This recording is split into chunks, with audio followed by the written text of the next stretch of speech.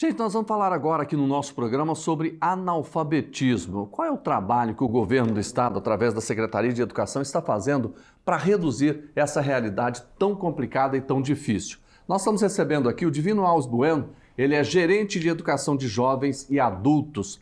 Divino, está tudo bem com você? Tudo bem, graças a Deus. Agradeço pela oportunidade de estar aqui nesse programa. Não, a gente vai debater essa situação que realmente preocupa. Quantas pessoas que não sabem ler e escrever nós temos hoje em Goiás? Então, segundo os dados do PNAD 2023, são mais de 280 mil pessoas no estado de Goiás. Equivale a 4% da nossa população estar nessa situação de analfabetismo. Claro que o censo foi divulgado, o censo 2022,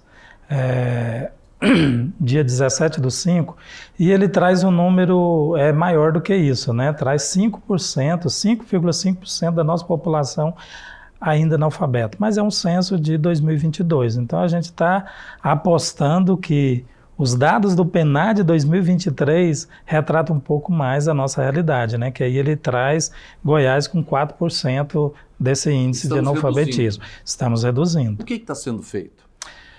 Então, o analfabetismo, ele tem várias consequências, né? Então, uma delas, a principal, é o acesso, a falta do acesso à educação na idade certa, principalmente.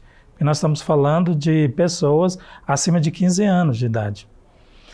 O governo tem feito não só programas de alfabetização, né, que com foco em erradicar o analfabetismo, mas também tem investido na educação básica.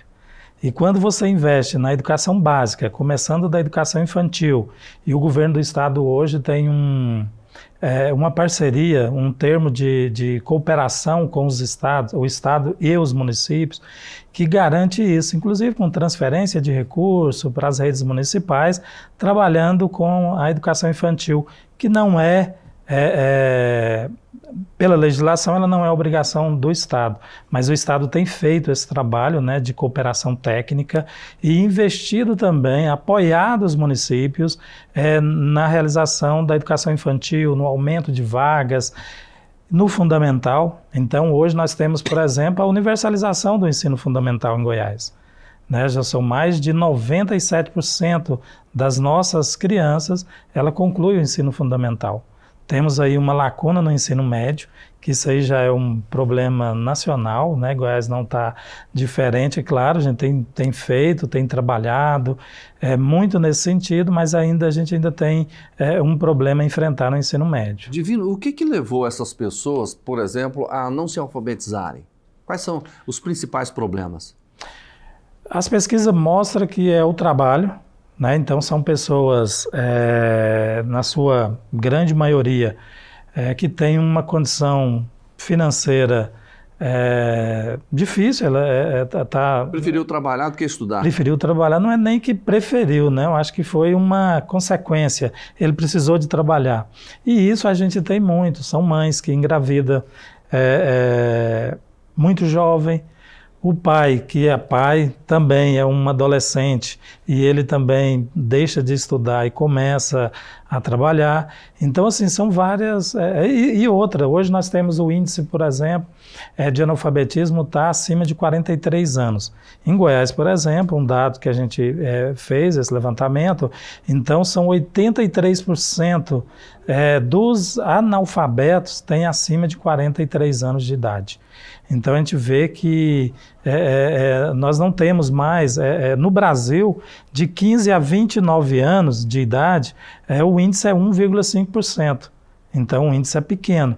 Acima de 60 anos isso aumenta, vai para 20% da população está em situação de analfabetismo. Isso dificulta o processo de alfabetização? Dificulta. Dificulta porque assim, o analfabetismo, ele traz uma das consequências, uma das causas, dos resultados desse analfabetismo é justamente o preconceito e a desigualdade social. Esse preconceito, ele abaixa a autoestima da pessoa. Então, para ele voltar a estudar, ele tem que ter um incentivo muito grande, seja um incentivo financeiro, a busca de um trabalho ou a ajuda.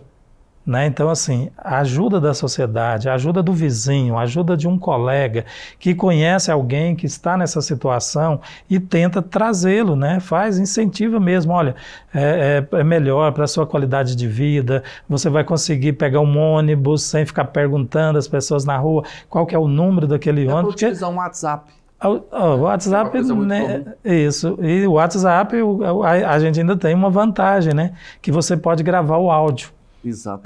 Mas você não consegue ler o que a pessoa te mandou de uma mensagem escrita. E só identifica a pessoa pela foto, né? Não é pela foto, não pelo nome. Eu queria saber de você o seguinte, onde estão essas pessoas? Na zona rural, na zona urbana? E qual região do estado tem mais analfabeto?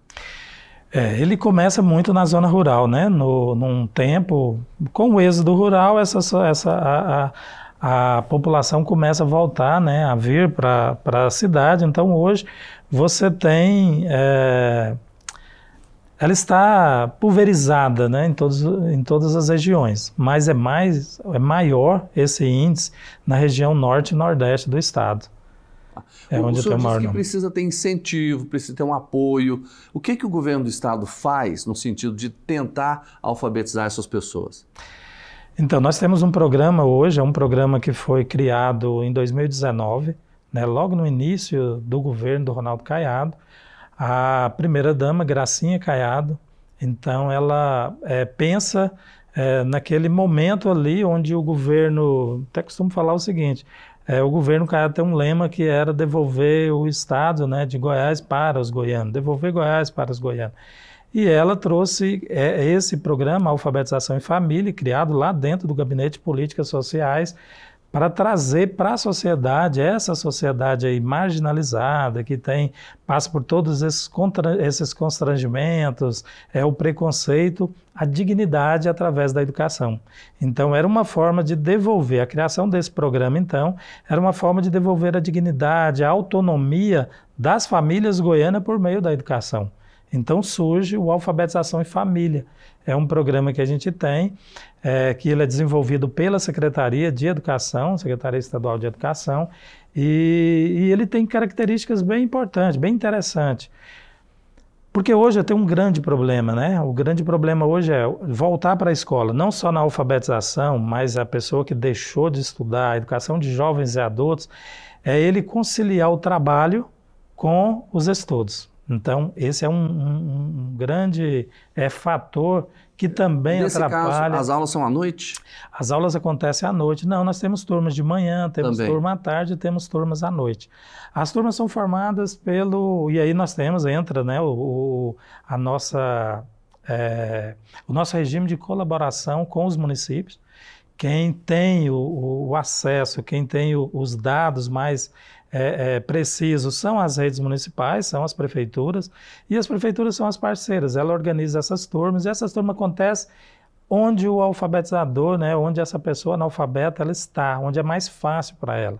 E se ela estiver, por exemplo, na zona rural? Acontece na zona rural, nós temos várias turmas. Hoje nós temos 300, deixa eu até ver a colinha aqui. E enquanto você pesquisa, eu vou até citar 325 turmas espalhadas no estado, né, em 48 municípios, e tem algumas turmas, sim, na zona rural. Porque recentemente eu conheci um casal em Araguaiânia, trabalha numa chácara, né, a tipo 6 a 8 quilômetros da cidade, os dois não sabem ler e escrever. E também não participam de nenhum projeto. Qual que é a dica que o senhor daria para essas pessoas que não estão ainda num projeto como esse?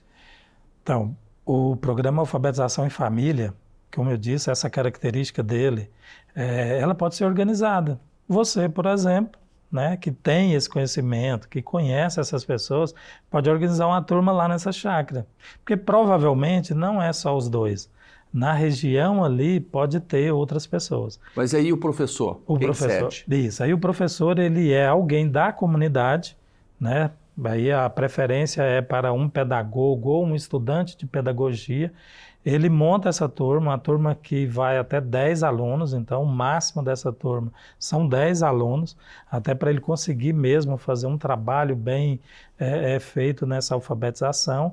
E ele recebe uma bolsa de R$ 1.200 para fazer esse trabalho, né? São 2 aulas diárias, né? 2 horas de aula, 3 dias na semana. Sim. E ele tem depois os outros 2 dias na semana, essas 2 aulas para ele planejar e receber uma formação que a SEDUC trabalha com ele, né? Então, esse alfabetizador, ele pode montar a sua turma, né, na sociedade, numa comunidade rural, numa associação de bairro, numa igreja. Então, a gente chama, né, a sociedade para engajar. Essa formação que o senhor disse que a Secretaria oferece, ela é uma formação online? Ela é online e presencial. Sim. Então, a gente tem um trabalho online e ele dura... as turmas são formadas e ela tem uma duração de 4 a 6 meses. É o período, né, que o projeto tem para atender mesmo as especificidades de cada aluno.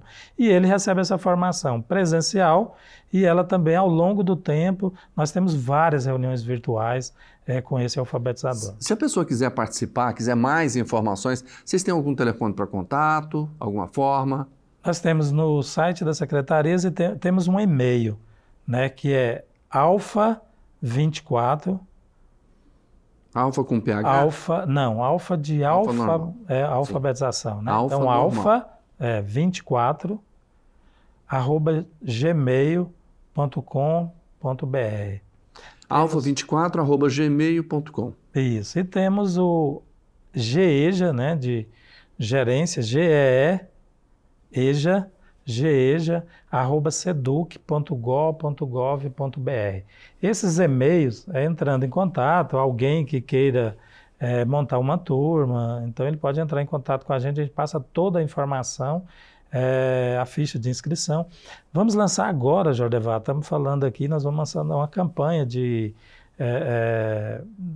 alfabetização mesmo. A gente vai trabalhar nesse sentido, trazendo depoimentos de pessoas que foram egressos da alfabetização, né? Como que isso mudou a vida dele, né? A condição social dessa pessoa e chamando a sociedade, porque não é só uma tarefa do Estado. O Estado tem feito, sim, então a gente tem feito grandes incentivos. Hoje, por exemplo, nós temos abrindo matrícula ontem, né, dia 24, abrimos a matrícula para a educação de jovens e adultos.